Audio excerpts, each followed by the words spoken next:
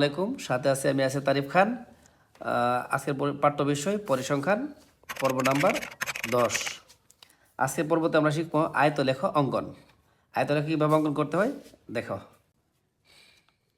আয়তলেখের জন্য সারণী তৈরি করা হলো। তারপর আমাদের আয়তলেখ থাকতে হবে। আয়তলেখের জন্য গড় লাগবে 3টা, বহুভুজের জন্য গড় লাগছিল 3টা, আয়তলেখের জন্য গড় লাগবে 3টা।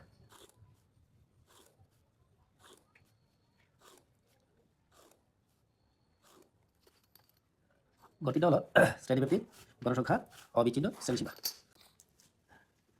শ্রেণীব্যাপ্তি গণসংখ্যা সবসময় দেওয়া থাকবে। এক্সট্রা করতে হচ্ছে অবিচ্ছিন্ন শ্রেণীসীমা। শ্রেণীব্যাপ্তি 41 থেকে 50, 51 থেকে 60, 61 থেকে 70, 71 থেকে 80, 81 থেকে 90, 91 থেকে 100। গণসংখ্যা 6, 10, 18, 8, 5, 3। তারপর আমাদের অবিচ্ছিন্ন শ্রেণীসীমা কীভাবে করতে হবে। অবিচ্ছিন্ন শ্রেণীসীমা করার জন্য একটা নিয়ম আছে। নিয়ম রয়েছে, এই প্রথম দিকের মান দিকে বিয়োগ করতে হবে, আর এদিকের মান থেকে যোগ করতে হবে কত? 0.5। এটা কিন্তু তোমরা লিখবা না। প্রথম মান থেকে বিয়োগ করতে হবে 0.5, পরের মানের সাথে যোগ করতে হবে 0.5। এখন আমি এই 41 থেকে 0.5 বিয়োগ করে দেখাবো। 41 মাইনাস 0.5, 41 মাইনাস 0.5 বিয়োগ করলে হবে 40.5। তারপরে 50-এর সাথে যোগ করতে হবে, যে এই পাশের মানের সাথে যোগ করতে হবে 50 যোগ 0.5, 50.5। একইভাবে এর থেকে বিয়োগ করতে হইব। এর থেকে বিয়োগ করলে 51, এই যে 51 মাইনাস 0.5, 50.5। আর এই পাশে মানের সাথে যোগ করতে হবে, যেমন 60 যোগ 0.5 যোগ করলে 60.5। একইভাবে সবগুলো করতে হবে আমাদের। তারপরে এই যে এবার দেখের বসা দিয়ে চলে 60.5, ওইটা 70.5, 70.5, 80.5, 80.5, 90.5, 90.5, 100.5। এগুলো আমি এক্সট্রা বাড়াই ফেলছি, ঠিক আছে। অঙ্ক আমরা তারপরে গ্রাফ দেখে দিচ্ছি। গ্রাফের জন্য আমাদের এইভাবে নিতে হবে। লাল কালি, এই মোটা লাল কালি অথবা মোটা কালো কালি, যে এটা পছন্দ হয় সেটা নিয়ে নিতে হবে। টান দিয়ে আছে।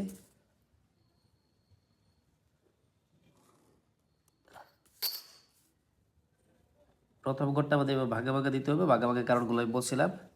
এখানে এক্স, এখানে ওয়াই। ও এক্স অক্ষের মধ্যে অবিচ্ছিন্ন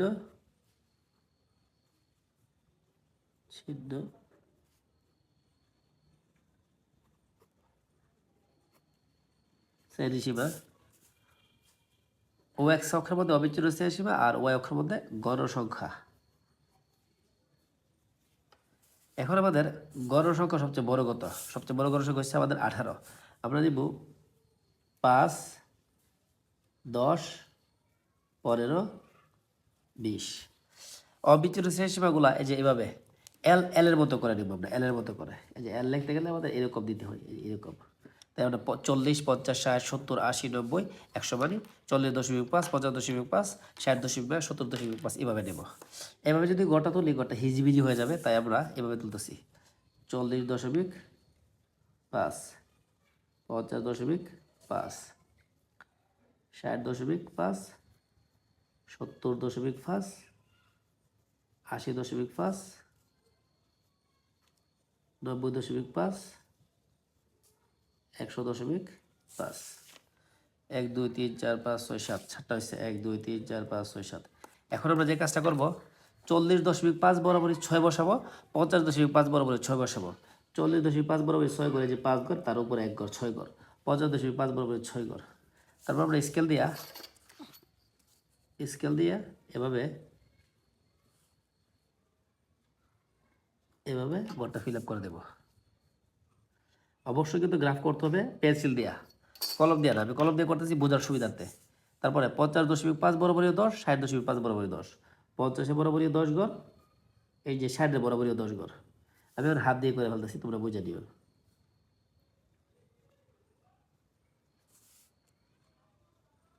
তারপরে 60.5 বরাবরই 18, 70.5 বরাবরই 18। এই যে 60.5 বরাবরই 15, 16, 17, 18, 70.5 বরাবরই এই যে 18 ঘর। তারপর আমরা এভাবে পেন্সিল দিয়ে স্কেল দিয়ে করতে হবে, হাতে করে বলতেছি। তারপর 70.5 বরাবর 8, 80.5 বরাবর 8, 70 বরাবর যেভাবে 8 ঘর, 80 বরাবর 8, 80 বরাবর 8 ঘর। তো এইভাবে এগুলো কিন্তু অবশ্যই পেন্সিল দিয়ে আর কলম দিয়ে করতে হবে। 80 বরাবর 5, 90 বরাবর 5, 80 তো 5, 90 তো 5 বসাতে হবে। 80 বরাবর 5 ঘর, 90 বরাবর 5 ঘর। এভাবে দিতে হবে, এই ব্যাপারটা করতে হবে। তারপর 90 বরাবর 3, 100.5 বরাবর 3, 90.5 বরাবর 3, 100.5 বরাবর 3, 90.5 বরাবর 3 ঘর, 100.5 বরাবর 3 ঘর। এভাবে ব্যাপারটা করতে হবে। এই যে আয়ত লেখা কিছুটা আমাদের শহীদ মিনারের মতো, ঠিক আছে? তারপর আমাদের তার স্কেল লিখতে হবে, স্কেল স্কেল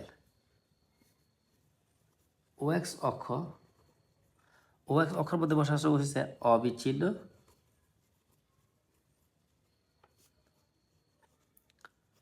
শ্রেণী সীমা, 1 বর্গ নিচে মুখস্থ 5। কারণ কেন 5? এই যে এই ঘর থেকে এই ঘরের দূরত্ব 5টা ঘর, তাই নিচে মুখস্থ 5। সবগুলা ঘরের দূরত্ব একটা ঘর থেকে একটা ঘরের দূরত্ব 5 করে। লাল কালি থেকে কালো কালি, কালো কালি থেকে লাল কালি, লাল কালি থেকে কালো কালি দূরত্ব 5 করতে 5 করে নিতে এবার। উপরে কত বসাবো আমরা? 40 থেকে 50, 50 থেকে 60, 60 থেকে 70, 10 করে বাড়ছে, তাই উপরে বসাবো কত আমরা? 10। 5 দিয়ে 10 কাটলে 2, 2 একক।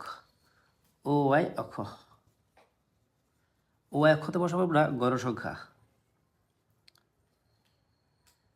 গণসংখ্যা 1 বর্গ নিচে তো মুখস্থ 5, উপরে 5, শুরু থেকে 5, 5 থেকে 10, সবগুলো 5 করে বাড়ছে, তাই 5 কাটাকুটি করলে হইব 1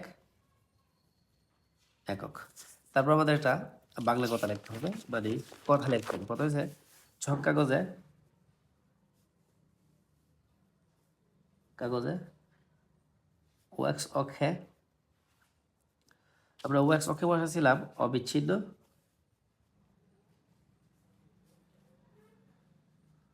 শ্রেণী,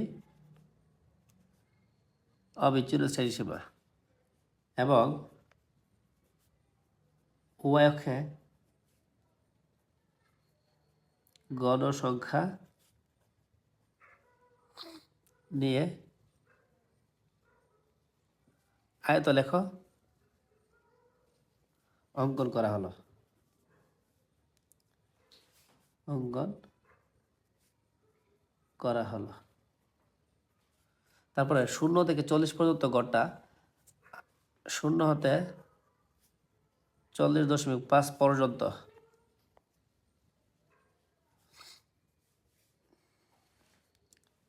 গড়গুলো আছে বোঝানোর জন্য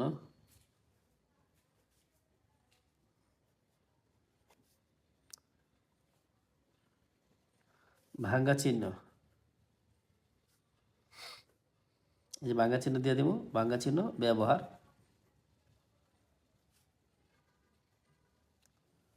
করা